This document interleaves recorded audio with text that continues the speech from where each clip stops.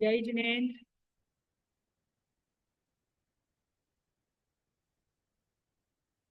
सभी है।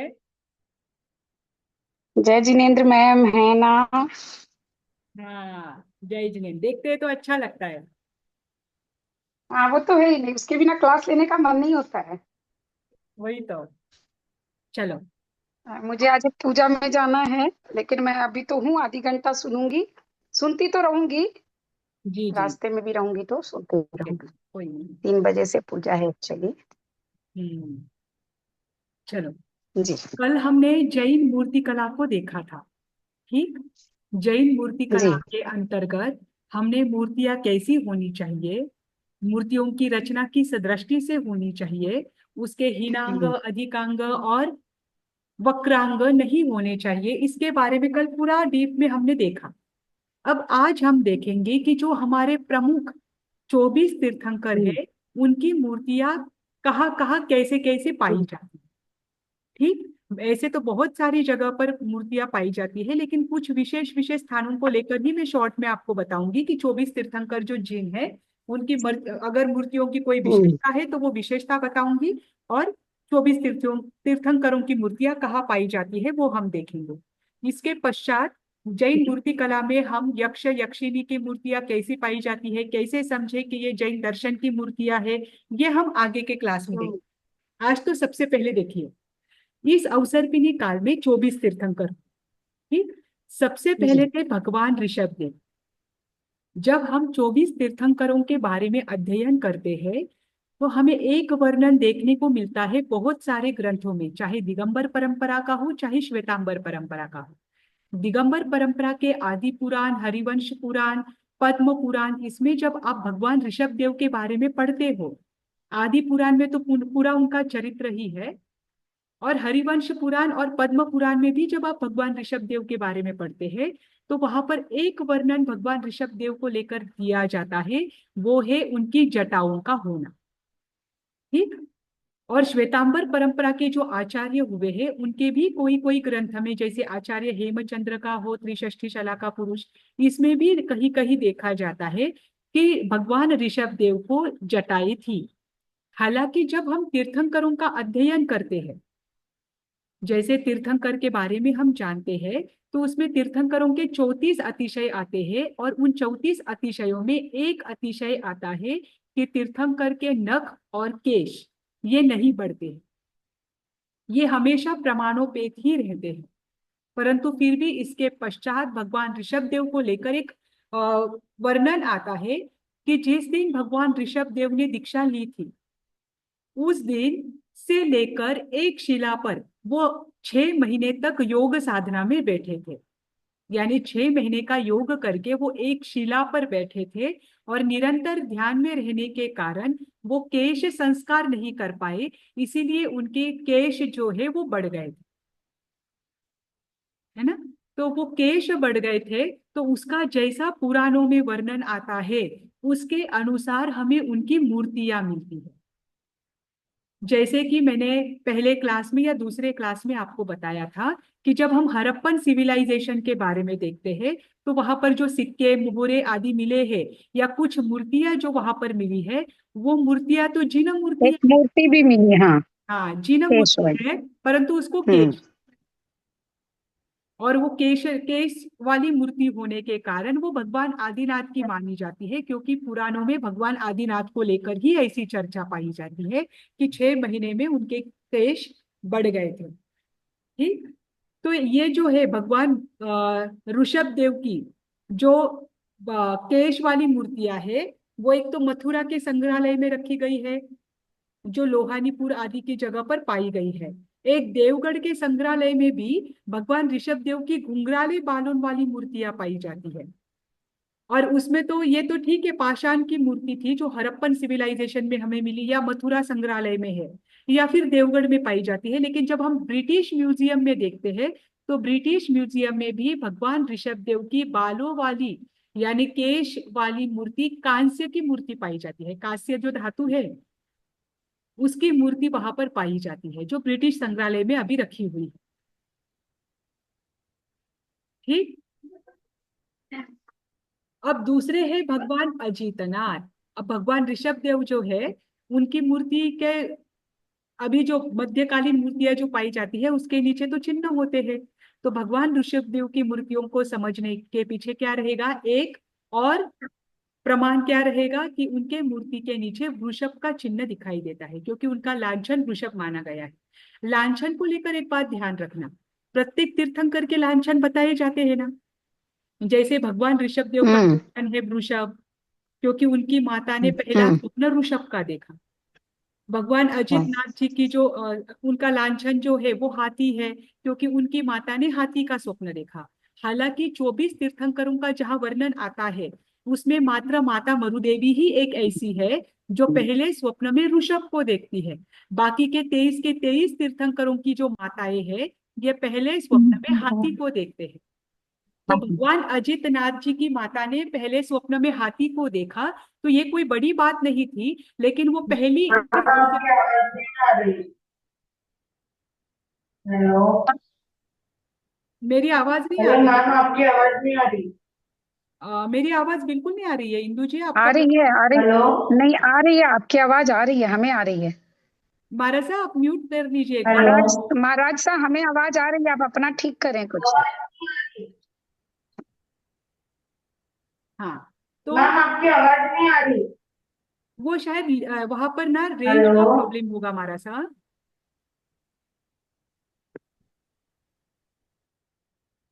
हाँ, तो 24 तीर्थंकरों की जो माताएं हैं उनमें पहले मात्र ऋषभ देव भगवान की माता ने ही वृषभ का स्वप्न देखा था। अन्य जो 23 तीर्थंकर है उनकी माताओं ने पहले स्वप्न में गज को ही देखा था, यानी हाथी को देखा था।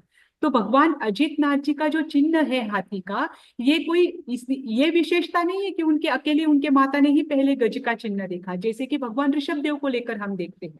पर भगवान अजित नाथ जो है वो इस अवसर पे निकाल के ऐसे पहले तीर्थंकर रहे जिनकी माता ने हाथी का स्वप्न देखा स्वप्न में, इस कारण से उनका चिन्ह हाथी हम कह सकते हैं। ठीक, तो भगवान अजित नाथ जी का जो, हेलो। मारसा आप म्यूट कर दीजिए एक बार। हेलो मैम, आपकी आवाज नहीं आ रही है, आप क्या बोल रहे हो? अम, आवाज नहीं आ रही। आपके आपके मारसा नेट की प्रॉब्लम है आवाज महाराज नहीं आ रही। साहब, हमें आ रही है। नहीं आ रही। मारसा हाँ, आपके कुछ बाकी प्रॉब्लम के, है, आप अपना चेक करो, मोबाइल चेक करो, मोबाइल चेक करो। हमें आ रही है। हाँ आ रही, अब आ रही है, अब आ रही है। हाँ, आप चलिए म्यूट ठीक कर है। दीजिए। तो भगवान अजित नाथ जी का जो चिन्ह है वो हाथी का है, क्योंकि पहले 23 तीर्थंकरों में पहले ऐसे वो तीर्थंकर थे जिनकी माता ने स्वप्न में पहले स्वप्न में हाथी को देखा था। इनकी हाथी की पीठिका सहित मूर्ति जो पाई जाती है वो मानभूम में पाई जाती है। भगवान अजित नाथ की एक मूर्ति मानभूम में मिली है, और वो भगवान अजित नाथ जी की है। ये हम किस कारण से जान सकते हैं कि उनकी पीठिका पर हाथी का चिन्ह है। कहाँ मिली है, कहाँ मिली है? मानभूम, मानभूम। मानभूम, अच्छा। हाँ, अभी एक लांछन को लेकर मैं आपको बात बता रही थी कि जब तीर्थंकर की मूर्तियों के नीचे जो लांछन के चिन्ह पाए जाते हैं, ये 7वीं शताब्दी के बाद की मूर्तियों के नीचे पाए जाते हैं, क्योंकि लांछन, ओके। प्रत्येक तीर्थंकर का अपना एक लांछन है। ये उनकी कथाओं के आधार पर बाद के आचार्यों ने बनाया है। 7वीं शताब्दी के पूर्व की जो मूर्तियां हैं, जैसे कि मौर्यकालीन मूर्तियां हैं या कुछ गुप्त और कुषाण कालीन मूर्तियां हैं, इसमें कहीं कहीं पर लांछन नहीं पाया जाता, नीचे जिन भगवान का नाम लिखा जाता है। इसके आधार पर जानते हैं कि ये जिन मूर्ति है। ठीक, 7वीं शताब्दी के बाद लांछन लेकिन का, उसके, जी, हाँ, लेकिन ऋषभ देव के तो उसके पहले ही पाया गया ना। नहीं तो उस पर उनके केश थे, और केश के साथ वृषभ उनके चिन्ह जो उनके पैर में जो चिन्ह था उसके कारण दिया था, वो लांछन के कारण नहीं था। ओके। ऋषभ का चिन्ह था इसलिए हमने जान लिया कि वो ऋषभ है, ऋषभ देव भगवान है। पर वो ऋषभ देव ओके। भगवान का जो है ओके। चिन्ह वो लांछन के कारण नहीं था, लांछन तो बाद के आचार्यों ने बनाया। बनाया मतलब अच्छा। उनके हाँ चरित्र के आधार पर, जैसे जैसे उनकी योग्यता है या जैसे जैसे जो जो विशेष बात उनके जीवन में घटित हुई है उसके आधार पर चिन्ह की मूर्तियों में चिन्ह पाया जाता है।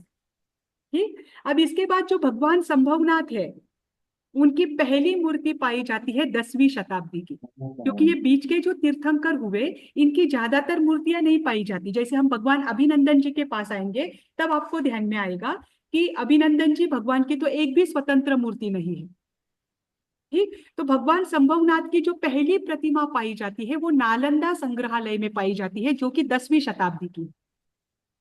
पर वो भी उनकी विशेषता क्या है कि उनकी जो वो प्रतिमा है वो अभी आप पाषाण। किसकी बता रहे हैं? अजित नाथ की बता रहे हैं ना? नहीं, अजित नाथ जी का तो हुआ कि उनकी एक प्रतिमा हमें मानभूमि में मिलती है जिसकी पीठिका पर हाथी का फिर चिन्ह है।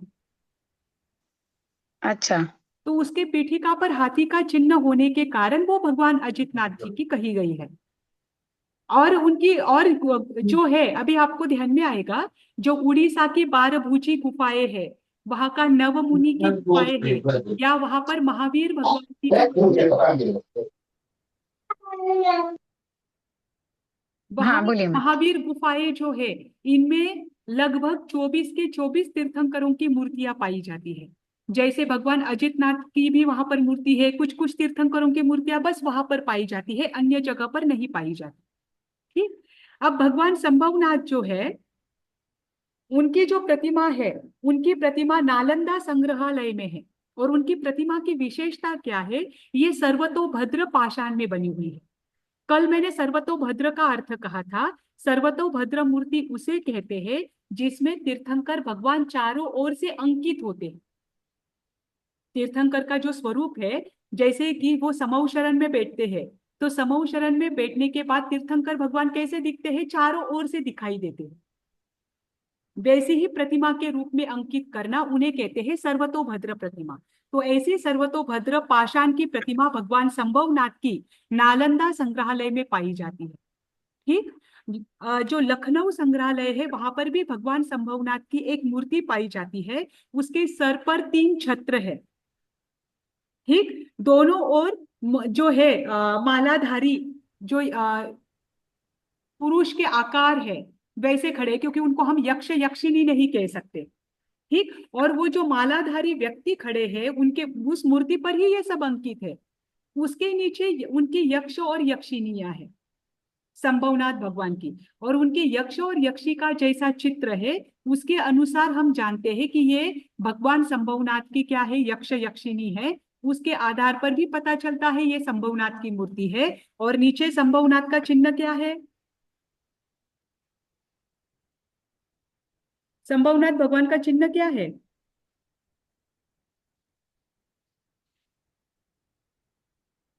मुझे ही याद नहीं आ रहा, इसलिए मैं याद नहीं है पूछ मैडम, रही हूँ। याद नहीं आ रहा। याद नहीं आ रहा मैम। संभवनाथ भगवान का चिन्ह क्या है? मैं एकदम से ब्लैंक हो गई हूँ। अरे मुझे थोड़ा पता तो था। स्वस्तिक तो नहीं है ना? देख के बताऊं? हाँ, नहीं मैम। अगर होगा तो देखकर बता देना ना। एक मिनट एक मिनट, मैं हाँ क्लियरली ठीक। देती हूँ। अगर घोड़ा है, घोड़ा। हाँ, अश्व बराबर। नहीं, अश्व उनका नहीं है। हाँ, नहीं मैम, नहीं उनका नहीं चिन्ह घोड़ा है, संभवनाथ भगवान का। नहीं नहीं। एक सेकंड में अभी बताती हूँ। हाँ घोड़ा हाँ, है, अश्व है ठीक मैम। है। या अश्व पूजा जी, है, हाँ, हॉर्स। घोड़ा है। होगा होगा, ठीक, हॉर्स में। कोई बात नहीं। हाँ, अश्व ही है। हाँ, तो उनकी जो एक लखनऊ संग्रहालय में जो उनकी मूर्ति पाई जाती है, उस मूर्ति पर 3 छत्र है और दोनों ओर मलधारी पुरुष है और उनके नीचे यक्ष यक्षिणियां है। और उनकी पीठिका पर धर्मचक्र और कमल पाया जाता है। वहां पर लांछन नहीं पाया जाता, परंतु फिर भी उनके यक्ष और यक्षिणी के आधार पर ये जान लेते हैं कि ये संभवनाथ भगवान की मूर्ति है। ठीक, अभी हाँ। अब भगवान अभिनंदन जो है, मैंने अभी ही बताया कि भगवान अभिनंदन की आज तक एक भी स्वतंत्र प्रतिमा प्राप्त नहीं हुई है। जो भी प्रतिमाएं प्राप्त हुई है वो किसी अन्य तीर्थंकरों के साथ पाई गई है। जैसे द्वितीर्थी, चतुर्थीर्थी, या सप्ततीर्थी, या 24 तीर्थी जो प्रतिमाएं हैं। मतलब वो क्या होता है, एक साथ 2 का ग्रुप, एक साथ 3 का ग्रुप, एक साथ 5 का ग्रुप, 5 तीर्थंकर एक साथ बनाए जाते हैं। या कभी कभी कोई आयाक पट्ट जैसी एक पट्टिका होती है, उस पर 24 तीर्थंकर अंकित होते हैं। उनमें भगवान अभिनंदन की मूर्ति पाई जाती है। अब भगवान अभिनंदन की मूर्ति कैसे जानी जाती है? क्योंकि उनके पीठिका पर वानर का चिन्ह पाया जाता है। अब एक ध्यान रखना, जब भगवान अभिनंदन जो है उनको वानर का लांछन क्यों दिया गया, क्योंकि जो 16 या 14 प्रकार के स्वप्न है उसमें कहीं पर भी वानर नहीं आता है। परंतु जब भगवान अभिनंदन, ऐसे एक ग्रंथ में वर्णन आता है कि जब भगवान अभिनंदन का जन्म होने वाला था उस समय उनकी माता ने वानर का स्वप्न देखा, वानर को आकाश से उतरते हुए देखा, इस कारण से उनका लांछन वानर निर्धारित किया गया। अगर हिंदू परंपरा में देखें तो वहां पर भी वानर का एक विशेष महत्व है। जब हिंदू परंपरा में आप विष्णु के 10 अवतार देखते हो, उसमें छठा या सातवां अवतार है राम का। जब राम इस पृथ्वी पर जन्म लेते हैं उस समय ब्रह्मा जी क्या करते हैं, सभी देवताओं को वानर के रूप में पृथ्वी पर भेज देते। तो वो सारे देवता वानर का रूप लेकर पृथ्वी पर आते हैं। इसीलिए वैदिक परंपरा में भी वानर का एक अपना विशेष महत्व रहा हुआ है कि वहां से वानरों के प्रति जो विशेष ये है समर्पण का मैम वो तो हनुमान जी को मानते हैं ना। नहीं, हनुमान जी को हनुमान जी के वानर सेना कारण थी ना। नहीं नहीं नहीं नहीं नहीं, हनुमान जी तो अलग थे, हनुमान जी तो विद्याधर थे। हनुमान जी का जब वर्णन आएगा तब मैं आपको वो भी बता दूंगी, क्योंकि मूर्ति कला में आपका हनुमान जी का भी वर्णन आएगा आगे। पर ये जो वानर सेना जो राम की बताई गई है, जो युद्ध हुआ था रामायण में, तो उस समय जो वानर सेना थी उनकी सबकी अपनी अपनी शक्तियां थी। क्यों शक्तियां थी? क्योंकि उसके पीछे एक कथा वहां पर आती है कि ब्रह्मा जी ने ये सभी जो देवता है जो देवगति में है उन देवताओं को वानर का रूप बनाकर पृथ्वी पर भेजा था ताकि वो युद्ध हो सके और उस युद्ध में राम जीत सके। ये तो राम के लिए भेजा गया था, इसीलिए वहां पर भी वानर का अपना एक विशेष महत्व है।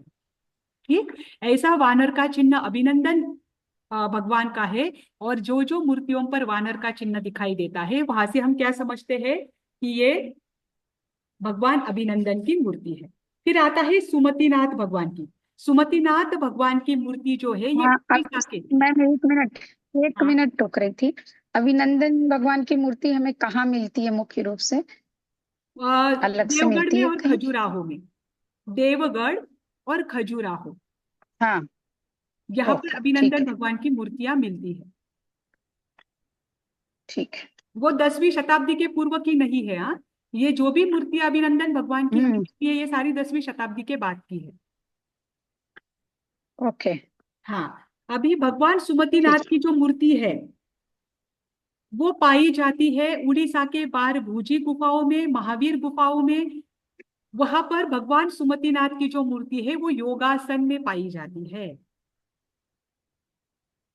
माउंट आबू में ये भी महावीर गुफा अलग है और आपने जो नाम बोला वो अलग है क्या? एक क्या नाम बोला? नहीं, उड़ीसा, हाँ हाँ हाँ, ये बारभूजी की ये भी उड़ीसा में ही है। महावीर की गुफाएं भी उड़ीसा में ही है, पर ये अलग है। बारगुची?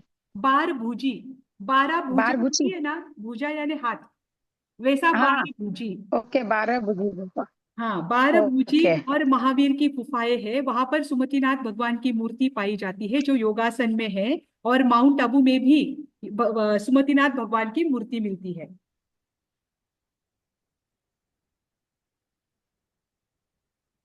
भगवान हम्म, अभिनंदन, भगवान सुमतिनाथ, भगवान पद्म प्रभु, इन तीनों की भी मूर्तियां बारभुजी और महावीर में गुफा में ही मिलती है जो उड़ीसा में है। बस इतना है कि पद्म प्रभु का लांछन कमल, हम्म, पद्म प्रभु प्रभु की तो नरवर में भी मिलती है और खजुराहो में भी मिलती है। पर पद्म प्रभु जो 24 तीर्थंकरों में पहले तीर्थंकर ऐसे हैं पद्म प्रभु जिनके पीछे प्रभा मंडल लगाना शुरू कर दिया था, जिनकी प्रभा मंडल की विशेष मूर्ति मिलती है जो भगवान पद्म प्रभु की पहले पाई जाती है। ठीक, अब सुपार्श्वनाथ भगवान। सुपार्श्वनाथ भगवान के लांछन को लेकर दिगंबर और श्वेतांबर परंपरा में दो अलग अलग। एक मिनट, थोड़ा सा जल्दी हो रहा है, थोड़ा सा जल्दी हो रहा है। ठीक है, मैं दो पद्म लेती प्रभु की हूँ। आपने 2 और जगह बताई थी। खजुराहो और नरवर, नर वर, नर और वर, ऐसा नरवर। ओके, और उनकी प्रतिमा के पीछे विशेष नरवर कहाँ प्रभा पर है? मंडल भी पाया जाता है। प्रभा मंडल भी पाया जाता है उनकी। हाँ, वो लिखिए। ठीक है, अभी सुपार्श्वनाथ हाँ, तो भगवान प्रभा की, मंडल की शुरुआत यहीं से हाँ हुई मतलब जो है 24 ना? तीर्थंकरों में अगर देखो तो पद्म ये प्रभु से। पांच ये 5 जो तीर्थंकर है पीछे, उनके पीछे प्रभामंडल नहीं मिलता है, पद्म प्रभु के पीछे मिलता है। आगे की कुछ कुछ मूर्तियों में मिल जाएगा। हाँ मैंने अभी वो देखिए। देखा यहाँ से आगे। हाँ, ठीक है अभी ये देखिए नरवर कहाँ पर है? नरवर नहीं पता मुझे, देखना पड़ेगा, आप देख लेना। अच्छा ठीक है। हाँ, अभी देखिए हाँ सुपार्श्वनाथ भगवान को लेकर दिगंबर परंपरा और श्वेतांबर परंपरा, इन दोनों में लांछन को लेकर मतभेद है। श्वेतांबर परंपरा सुपार्श्वनाथ भगवान का लांछन स्वस्तिक मानती है, वहीं पर दिगंबर परंपरा सुपार्श्वनाथ भगवान का लांछन नंद्यावर्त मानती है। नंद्यावर्त पता है ना आपको? अष्टमंगल, जब मैं अष्टमंगल लूंगी तब आपको मैं उसके चित्र भी दिखा दूंगी। अभी तो आज के भी मुझे बनाने थे लेकिन इतना समय नहीं मिला। तो नंद्यावर्त में क्या होते हैं? नौ मैम नंदा वर्त ना। हाँ, नंदा। हेलो। जी जी जी। हाँ वो स्वास्तिक का घुमा घुमा के करे हुआ होता है। हाँ, बस बस उसके 9 द्वार होते हैं, इसलिए नंदावर्त कहा जाता है।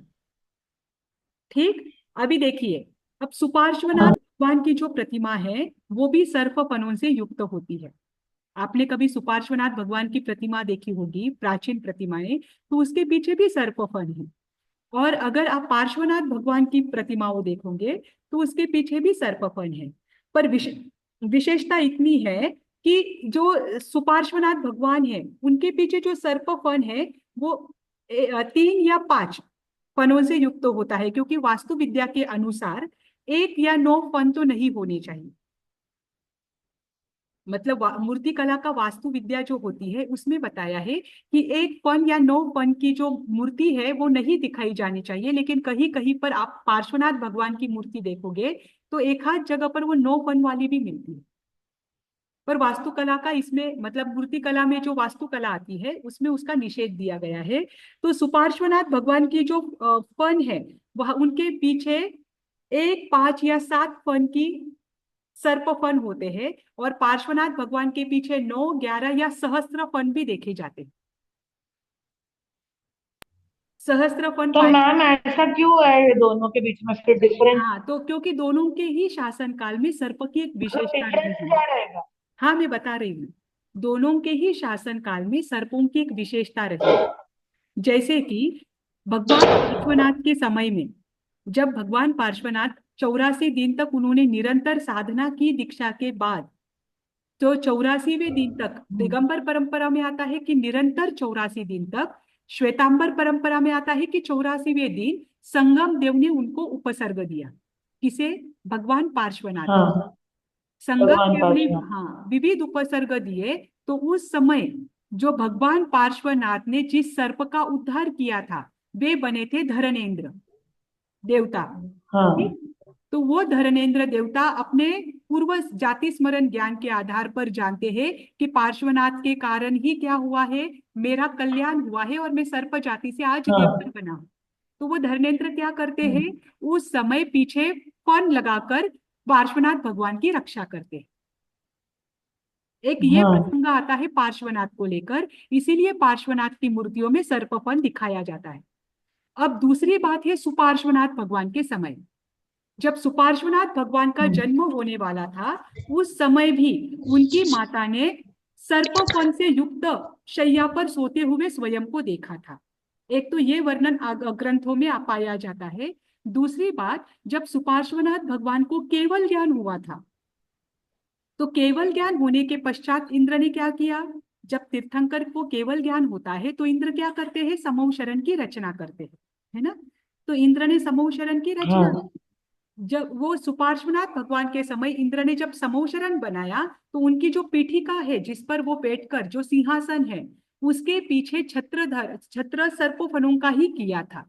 इस कारण से सुपार्श्वनाथ भगवान की जो मूर्ति पाई जाती है वो सर्पफनों से युक्त पाई जाती है, क्योंकि उनकी प्रतिमा वहां पर वैसी थी।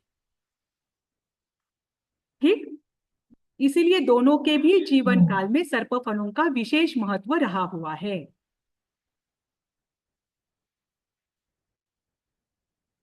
अब सर्प फन से युक्त जो सुपार्श्वनाथ भगवान की मूर्ति पाई जाती है, हम सुपार्श्वनाथ भगवान पर है, तो सुपार्श्वनाथ भगवान की मूर्ति जो पाई जाती है वो मथुरा के कंकाली टीले में पाया गया सबसे पहला। क्योंकि मथुरा का कंकाली टीला है, ये सबसे प्राचीन माना जाता है मूर्तियों में। तो वहां पर सुपार्श्वनाथ भगवान की मूर्ति पाई गई है, और वहां पर जो है वो जो सुपार्श्वनाथ भगवान की मूर्ति है वो एक स्तूप पे पाई गई। उसे लेकर भी हमारे ग्रंथों में कथाएं पाई जाती है। जैसे जब भगवान सुपार्श्वनाथ थे, उनके समय में कुबेरा नामक देवी ने क्या किया था, उस स्तूप की रचना की थी, और उस स्तूप की रचना करके उस पर सुपार्श्वनाथ भगवान की फनों से युक्त सोने की मूर्ति बनाई थी। तब भगवान सुपार्श्वनाथ के समय में ही, ठीक, फिर वो स्तूप तो है वो वैसा ही रहा। उसके बाद जब मथुरा का कंकाली टीला का अभी जब ये हुआ, उसका खुदाई हुई, तो उसमें पता चला कि जो टोडर नाम के साहू हुए, मेरे हिसाब से 15वीं 16वीं शताब्दी में, उस समय उन्होंने भी उस स्तूप का जीर्णोद्धार किया था। जो मल्ल कविराज हुए, जिन्होंने जम्बू चरित नाम का ग्रंथ लिखा है, मतलब एक चरित काव्य है वह, जिसमें जम्बू स्वामी का वर्णन है, उन्होंने कहा है कि मैंने स्वयं वो जो स्तूप है जहां पर सुपार्श्वनाथ भगवान की मूर्ति पाई जाती है, उसका मैंने स्वयं क्या की है, उसकी यात्रा की है, उसके दर्शन किए हैं। लेकिन जब मैंने उन स्तूपों के दर्शन किए थे तब वो संख्या में 514 थे। आप सोचिए, अब जो मल्ल कविराज हुए हैं ये उनको बहुत समय नहीं हुआ है, ये अभी ही हाल ही में हुए हैं। वो सुपार्श्वनाथ भगवान की जो मूर्ति है वो कब की है, ऐसी मान्यता वहां पर है। तो उन्होंने कहा जब मैंने उन स्तूपों के दर्शन किए थे तब वो संख्या में 514 थे, आज एक स्तूप मिला है मात्र। ठीक, इस पर सुपार्श्वनाथ भगवान की जो मूर्ति है वो फनों से युक्त है। और उसी मथुरा के कंकाली टीले में कुशाण कालीन एक आयाग पट्ट मिला है। आयाग पट्ट कैसा होता है, एक पट्टी के समान होता है जो आयताकार होता है। उस पर ये लिखा गया है कि ये जो स्तूप है जिस पर सुपार्श्वनाथ भगवान की मूर्ति विराजमान है, ये स्तूप देव निर्मित है। ऐसा प्रमाण उस आयाग पट्ट पर मिलता है। ठीक, हाँ, ये भगवान सुपार्श्वनाथ की मूर्तियों को लेकर है। उसके बाद चंद्रप्रभ 8वें तीर्थंकर है चंद्रप्रभु। इनका लांछन क्या है, चंद्र चंद्र है, अभी मैंने चंद्र। सारे लांछन डाल दिए ग्रुप में।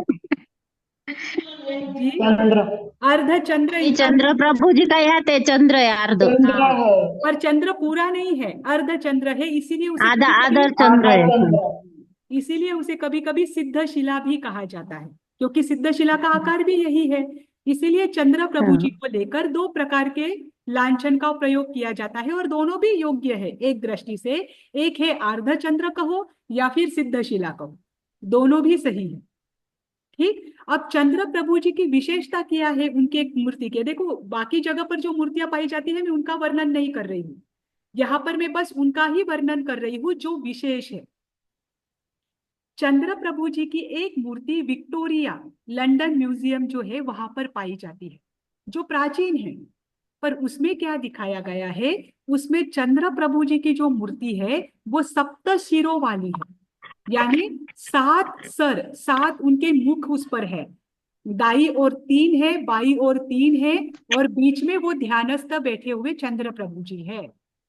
अगर कल हमने जैन मूर्ति कला को लेकर पढ़ा, तो जैन मूर्ति कला के अनुसार किसी तीर्थंकर को अधिक अंग वाला दिखाना या किसी तीर्थंकर को हीन अंग वाला दिखाना, इसमें बहुत दोष बताया गया है, प्रतिष्ठा सार संग्रह में भी और रूपमंडन में भी। ये दोनों भी ग्रंथों के नाम है। तो वहां पर वो मूर्ति पाई जाती है, और आज तक की पाई गई वो एकमेव मूर्ति है जिसमें तीर्थंकरों को 7 सर दिखाए गए, और वो भी भारत में उपलब्ध नहीं है, वो विक्टोरिया म्यूजियम में। लेकिन इसमें हमारे ग्रंथ दोष मानते हैं कि आप तीर्थंकरों को इतने सर नहीं दिखा सकते या इतने अंग नहीं दिखा सकते। तीर्थंकर का शरीर हमेशा कैसा होना चाहिए, एक युवा व्यक्ति के समान, और शरीर पर किसी भी प्रकार के कोई भी केश या रोमराजी नहीं होनी चाहिए, और अधिक अंग भी नहीं होने चाहिए। ठीक,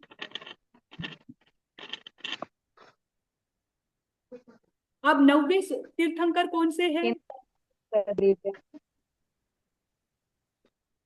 90 तीर्थंकर पुष्पदंत सुविधिनाथ भगवान। पुष्पदंत। पुष्पदंत पुष्पदंत का ही दूसरा नाम सुविधिनाथ जी है। सुविधिनाथ भगवान। हाँ, इनके क्या दो है? नाम है, सुविधिनाथ जी। सुविधिनाथ भगवान।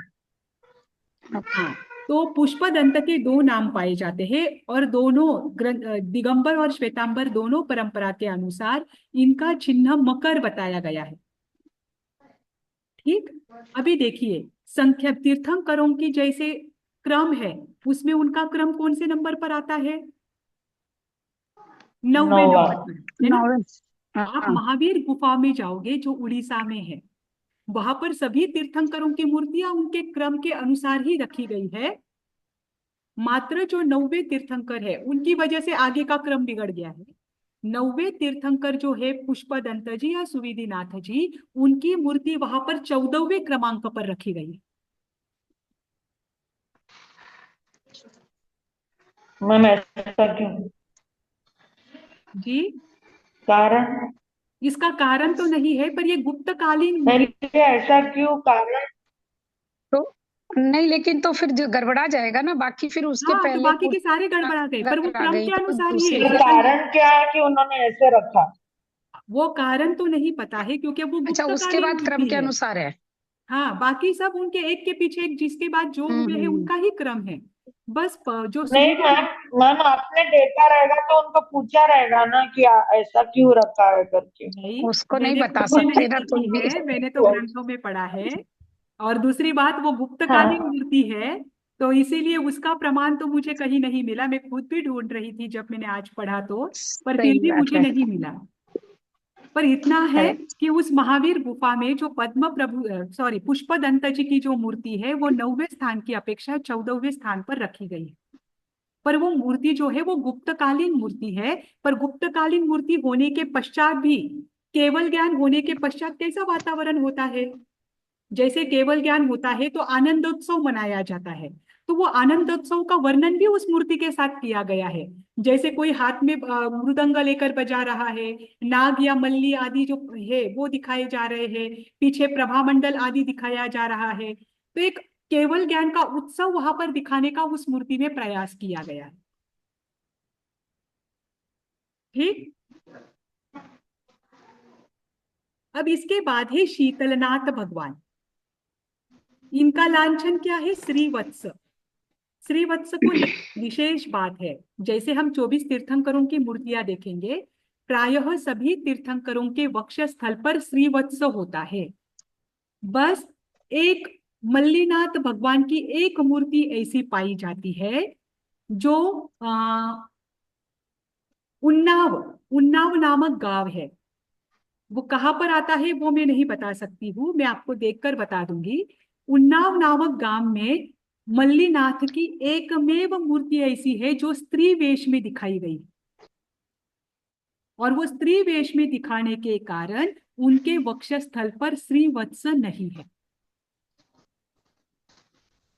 ठीक, बाकी सभी तीर्थंकरों की मूर्तियों पर श्रीवत्स चिन्ह पाया जाता है वक्ष। उनके वक्ष पर क्या है? आपकी आवाज कट गई थी मैम, श्री मूर्ति आपकी आवाज भगवान कट गई मल्लीनाथ थी। की एक एक ही ऐसी मूर्ति मूर्ति है जो श्री वेश में। जी मैं बताती हूँ। भगवान मल्लीनाथ की तो भगवान मल्लीनाथ जो है, जो 19वें तीर्थंकर है, उनकी भी बहुत सारी जो प्रतिमाएं हैं ये पुरुष वेद में ही है, पुरुष में ही है, लेकिन उनकी एक ही प्रतिमा जो है जो उन्नाव गांव में पाई गई है वो स्त्री शरीर में पाई गई है।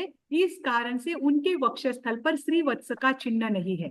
बाकी प्रत्येक तीर्थंकर की मूर्तियों पर श्रीवत्स का चिन्ह पाया जाता है।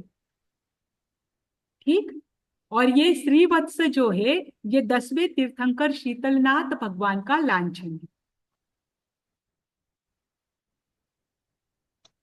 शीतलनाथ भगवान की भी मूर्तियां कहीं विशेष रूप से पाई नहीं जाती है। इनकी भी मूर्तियां उड़ीसा के जो 12 गुफाएं है, महावीर गुफा है, इसमें ही पाई जाती है, और ये कायोत्सर्ग में खड़ी मूर्ति है। जैसे हमने देखा था कि तीर्थंकर की मूर्तियां दो प्रकार से ही बताई जा सकती है, एक तो ध्यान में बैठे हुए या खड़े खड़े। जैसे अन्य दर्शन की जो मूर्तियां है, कहीं पर आप विष्णु की मूर्ति देखो वो लेटे हुए नजर आती है। आप बुद्ध की भी मूर्ति देखो, बुद्ध की भी मूर्ति क्या है, कहीं कहीं पर लेटे हुए दिखाई गई है। लेकिन जिन मूर्तियां कभी भी लेटी हुई नहीं दिखाई जाती, ये एक तो बैठे हुए दिखाई जाती है या फिर खड़े दिखाई जाती है। जब खड़े आसन में दिखाई जाती है तब वो कायोत्सर्ग में खड़ी हुई नजर आती है। वो कायोत्सर्ग कर रहे हैं, ऐसा आसन उनका होता है। और ऐसी ही मूर्ति भगवान शीतलनाथ की बारभुजी गुफा जो उड़ीसा में है, और महावीर गुफा भी वहीं पर है, वहां पर पाई जाती है। ठीक। अब मैम आप वो पूछ रहे थे उन्नाव गांव है ना, वो उत्तर प्रदेश में है मैम। उत्तर उन्नाव, प्रदेश हाँ, में है उन्नाव, हाँ उन्नाव पता उत्तर है। प्रदेश में है। और नरवर भी देख लेना अगर आपका हुआ तो, उनको नरवर का भी चाहिए था कि वो कहाँ पर आता है। ठीक है। अब 11वें जो तीर्थंकर है वो है श्रेयांसनाथ भगवान। इनका चिन्ह होता है गेंडा। इसमें भी दिगंबर और श्वेतांबर परंपरा दोनों समान मानते हैं। श्रेयांसनाथ भगवान की जो मूर्तियां है उसमें एक मूर्ति की मैम विशेष। जी। मैम जो आदिनाथ भगवान के समय पे श्रेयांश कुमार है, वो अलग है या एक ही है? अलग है, अलग है। भगवान आदिनाथ के प्रपौत्र जो थे श्रेयांस कुमार, हाँ वे अलग थे। और श्रेयांस नाथ जी जो तीर्थंकर है, जो कि करोड़ों वर्षों के बाद हुए हैं, वे अलग है। हाँ। ठीक। अब जो श्रेयांस नाथ का चिन्ह है वह गेंडा है। उनकी एक विशेष मूर्ति पाई जाती है, तिंडिका वृक्ष। वृक्ष का नाम है तिंडिका। तिंडिका वृक्ष के नीचे उनको केवल ज्ञान हुआ था। वहां पर जो ध्यान मुद्रा में बैठी हुई मूर्ति उनकी पाई जाती है, वो भी बारभुजी गुफा में ही पाई जाती है। ध्यान रखना कि वो तिंडी का जो वृक्ष है उसके नीचे ध्यान में बैठे हुए हैं। और उनके वहां पर भी पीछे अंडाकार प्रभा मंडल है, मृदंग आदि दिखाए गए हैं। जैसे कि केवल ज्ञान होने के बाद जो दृश्य दिखाई देता है वो दिखाने का वहां पर प्रयास किया गया है कि वो वृक्ष के नीचे बैठे हैं, वहां पर उनको बोधि प्राप्त हुई है। और बोधि प्राप्त होने के बाद जो उत्सव मनाया जाता है उसको भी वहां पर दिखाया गया है। और वो बोधि प्राप्त हुई है वो कैसे समझ में आता है, पीछे दिखाया हुआ अंडाकार जो प्रभा मंडल है उसके आधार। मतलब केवल ज्ञान होने के पश्चात जैसा दृश्य या जैसी मूर्ति नजर आनी चाहिए वैसी मूर्ति श्रेयांसनाथ भगवान की बारभुजी गुफा में पाई जाती है। ठीक। अब जो 12वें तीर्थंकर है वे वासुपूज्य जी है। उनका चिन्ह है महिष। महिष यानी भैंस, है ना। बस। तो हाँ उनकी, बफेलो। हाँ, तो वासुपूज्य भगवान की तो वहां पर है ही बारभुजी गुफा में। पर इसके अलावा जो खंबात है, जो पहले महाराष्ट्र में आता था, अभी महाराष्ट्र और गुजरात के बीच में आता है खंबात, वहां पर वासुपूज्य भगवान मैम की। खंबात में तो बहुत मंदिर है, हाँ, तो हर वहां पर गली गली में वासुपूज्य, मंदिर है वहां। हाँ, वहां पर तो है ही, क्योंकि हर नाम गली बताए, गली में जगह का नाम क्या मंदिर है बताए वहां ना? पे।